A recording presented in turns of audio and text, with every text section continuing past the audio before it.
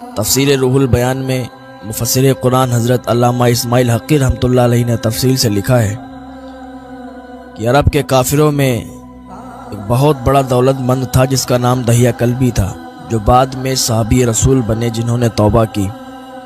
توبہ سے پہلے یہ بہت بڑے کافروں میں شمار ہوتے تھے، دولت مند تھے، نام تھا، عزت تھی، شہرت تھی اور خوبصورت بہت تھے۔ اتنے تھے کہ جب گھر سے باہر نکلا کرتے تھے تو عورتیں اپنے اپنے چھتوں پر چڑھ کے دیکھا کرتی تھیں۔ عورتیں لائن در لائن، قطار در قطار ادھر ادھر سے اپنے اپنے چھتوں سے جھانک کر دیکھا کرتی تھی جب دہیہ کلبی گزرا کرتے تھے۔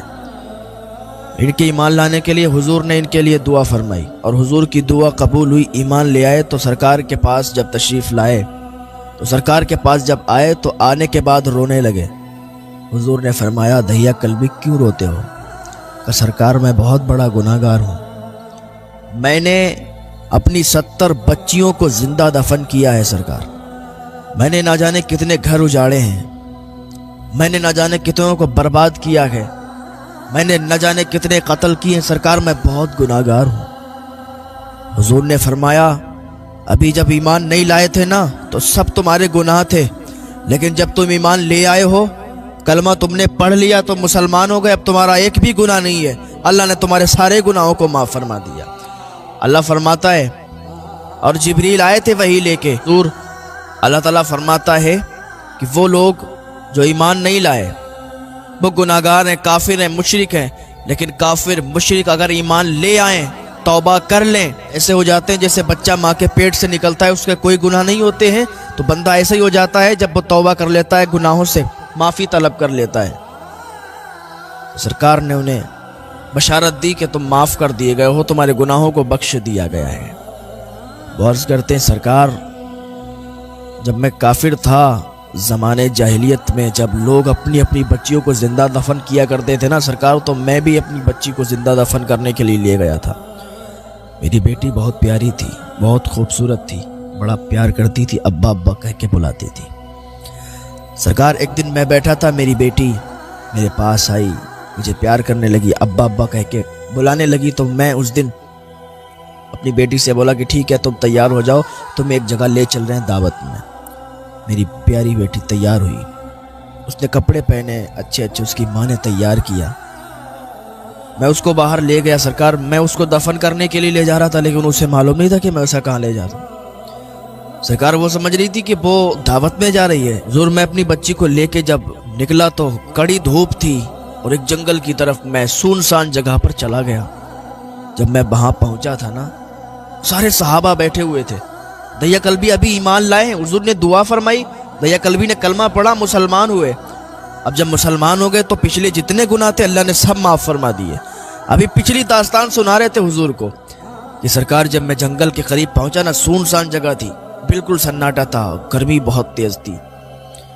سرکار میں نے قبر کھودنا شروع کی، میں نے گڈھا کھودنے لگا، میں نے زمین کو کھودا، ایک قبر تیار کرنے لگا۔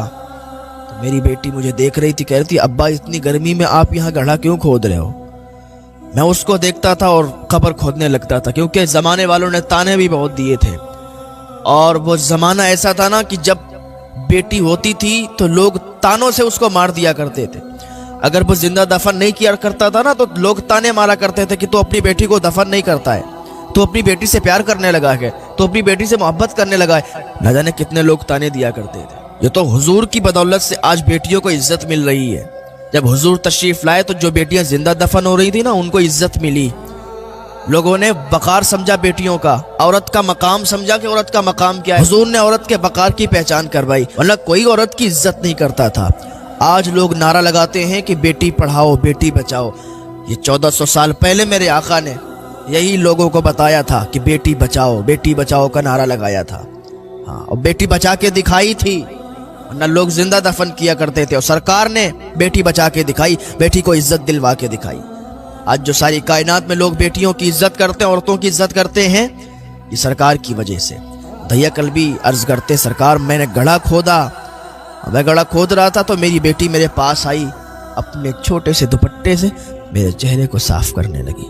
ابا آپ اتنی گرمی میں گڑھا کیوں کھود رہے ہو؟ اگر کھودتے ہو ٹھیک ہے، کوئی بات نہیں، کھودو، لیکن ابا تھوڑا آرام کر لو، ابا آپ کو گرمی لگ رہی ہے، اسے دیکھا نہیں جا رہا آپ کے ماتھے پر پسینہ آ رہا ہے۔ میری بیٹی مجھ سے کہہ رہی تھی ابا آؤ درخت کے نیچے آرام کر لو۔ میں نے کہا نہیں بیٹی مجھے گڑھا کھودنا ہے۔ میں نے اس کو بھگا دیا، میں نے کہا تم بیٹھو جا کے۔ وہ چلی گئی، درخت کے سائے میں بیٹھ گئی۔ اس سے رہا نہیں گیا تو پھر واپس آئی، کہا ابا مجھے دیکھا نہیں جاتا، آپ اتنی گرمی میں گڑھا کھود رہے ہو، چلو نا درخت کے نیچے، ہم لوگ باتیں کرتے ہیں بیٹھ کے، تھوڑا آرام کر لو، اس کے بعد گڑھا کھود لینا، ابھی تو بہت ٹائم ہے ابا، اس کے بعد گڑھا کھود لینا، گرمی بہت تیز ہے، آپ کے ماتھے پر پسینہ آ رہا ہے۔ میری بیٹی نے میری انگلی پکڑی، کہا ابا باہر نکلو۔ میں باہر نکلا، درخت کے سائے میں آ کے بیٹھ گیا۔ میری بیٹی اپنے چھوٹے سے دوپٹے سے میرا پسینہ پوچھ رہی تھی، سرکار سن رہے تھے، سارے صحابہ سن رہے تھے۔ کہا یا رسول اللہ۔ پھر میں اٹھا، پھر گڑھا کھودنے لگا۔ میری بیٹی پھر ایک بار مجھے درخت کے سائے میں لے گئی، کہا ابا تم بیٹھو میں کھودتی ہوں۔ وہ گڑھے میں اتری، اپنے ننھے ننھے ہاتھوں سے اپنی ہی قبر کو کھودنے لگی۔ اسے کیا پتا تھا کہ یہ اس میں دفن ہوں گی، نہیں پتا تھا۔ اپنے ننھے ننھے ہاتھوں سے قبر کھودنے لگی، تھوڑی تھوڑی مٹی اٹھا کے باہر کو کرنے لگی۔ میں گیا، میں نے اپنی بیٹی کو باہر نکال دیا، پھر میں گڑھا کھودنے لگا۔ پوری قبر جب تیار کر دی تو مجھ سے بار بار پوچھتی تھی میری بیٹی ابا اس گڑھے کو کیا کرو گے، ہم لوگ تو دعوت میں جائیں، ابا مجھے بھوک بھی بہت تیز لگ رہی ہے، ابا آپ یہ گڑھا کیوں کھود رہے ہو، ہم لوگ تو دعوت پہ جا رہے ہیں، پھر آپ یہ راستے میں کیا کر رہے ہو ابا۔ میں نے اپنی بیٹی کی ایک نہ سنی، میں اپنا کام کرتا رہا۔ جب گڑھا کھود گیا تو میں نے اپنی بیٹی کو پکڑا، اٹھایا اور گڑھے کے اندر ڈال دیا۔ وہ سمجھ رہی تھی میرا ابا مذاق کر رہا ہے میرے ساتھ۔ اس نے کہا ابا مذاق مت کرو، گرمی بہت تیز ہے، آپ نے مجھے گڈھے میں کیوں ڈال دیا۔